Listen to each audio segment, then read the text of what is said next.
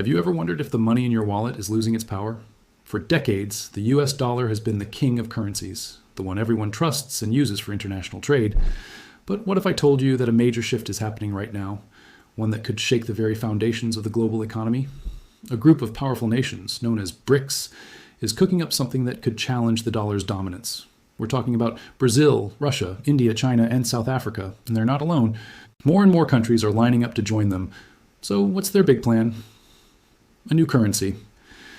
And the big question on everyone's mind is, could this be the beginning of the end for the dollar's reign? Stick around, because we're about to dive deep into this fascinating story and what it could mean for your money and the world.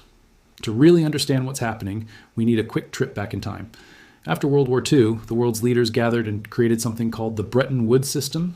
The basic idea was to peg all major currencies to the US dollar, which was, in turn, backed by gold. This made the dollar the world's primary reserve currency. Think of it as the global economy's operating system. Even after the US went off the gold standard in 1971, the dollar's dominance continued, largely because of oil. Most oil transactions around the world are priced in dollars, creating a massive, constant demand for it. This is often called the petrodollar system. It gives the United States incredible economic and political power. It means the US can borrow money more cheaply and impose powerful sanctions just by cutting countries off from the dollar-based financial system. It's a pretty sweet deal if you're the one holding the cards. But here's the catch. Not everyone is happy with this arrangement. This is where the BRICS nations come into the picture. They represent a huge chunk of the world's population and a growing slice of its economy. For years, they've been feeling uneasy about the dollar's dominance. Why? Well, for one, when the US Federal Reserve makes decisions like raising interest rates, it sends shockwaves across the entire globe, often hurting emerging economies.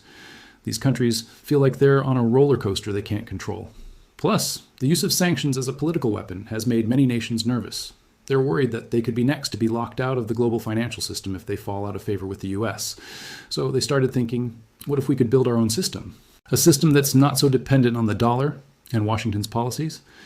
This isn't just about economics, it's about sovereignty and having more control over their own destinies. So, what's the BRICS master plan?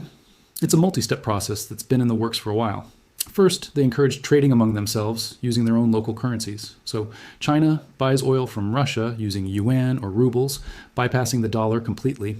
They even created their own bank, the New Development Bank, as an alternative to the World Bank and the IMF, which are seen as Western-dominated.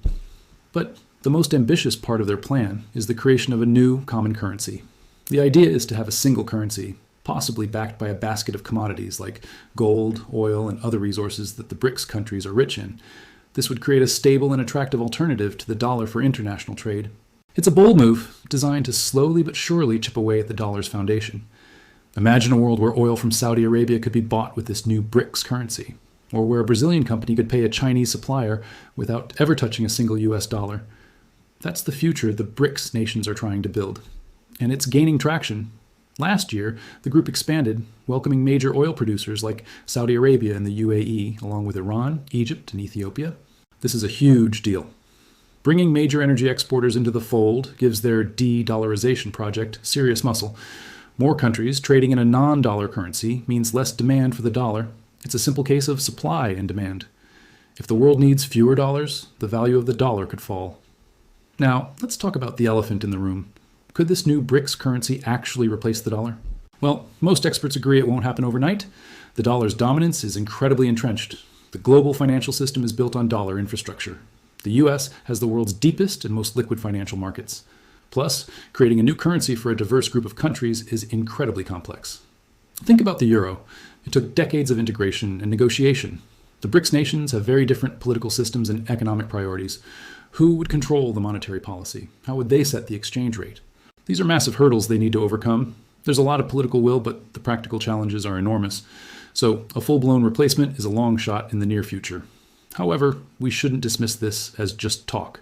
What's more likely to happen is not a sudden collapse of the dollar, but a slow erosion of its dominance. We could be moving towards a more multipolar currency world, a world where the dollar is still very important, but it coexists with other major currency blocks, like the euro and potentially this new BRICS currency, which some are calling the R5, since all their currencies start with the letter R in their own languages. This process is called de-dollarization, and it's already happening, albeit slowly. Central banks around the world are gradually diversifying their reserves, holding less of their wealth in dollars and more in other currencies like the yuan and gold. The share of US dollars in global foreign exchange reserves has actually been steadily declining over the past 2 decades. It hasn't fallen off a cliff, but the trend is clear. So, what does all of this mean for you, for the average person? Well, if you live in the United States, a weaker dollar could have a noticeable impact. On one hand, the price of imported goods, like electronics from China or cars from Japan, could go up. Your overseas vacation would also become more expensive. On the other hand, it would make American exports cheaper and more competitive on the global market, which could be good for certain industries and jobs. The US government would also find it more expensive to finance its debt, which could lead to higher taxes or cuts in public spending down the line. It's a double-edged sword. For people outside the US, a less dominant dollar could mean more stability for their local economies, freeing them from the effects of US monetary policy. It could open up new avenues for trade and investment.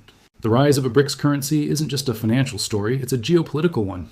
It represents a fundamental challenge to the post-World War II order led by the United States. It's a signal that emerging powers are no longer content to just play by the rules set by the West. They want to write their own rules. This shift could lead to a more fragmented world, with competing economic and political blocs. The competition wouldn't just be about trade and currency. It would be about influence, technology, and global governance. We are witnessing a major realignment of global power, and the currency wars are just one battlefield. It's a complex and unfolding drama with no clear ending. So, is the dollar doomed? Probably not. But its era of unquestioned supremacy might be coming to a close. The future is more likely a world with multiple major currencies, where the dollar has to compete for its place at the top. The BRICS' ambition to create a new currency is a powerful symbol of this changing world. While they face significant challenges, their determination is clear.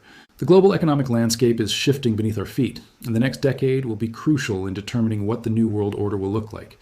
It's a story worth watching closely because it will affect all of us. What do you think?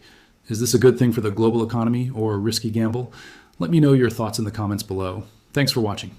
And don't forget to like and subscribe for more deep dives into the forces shaping our world.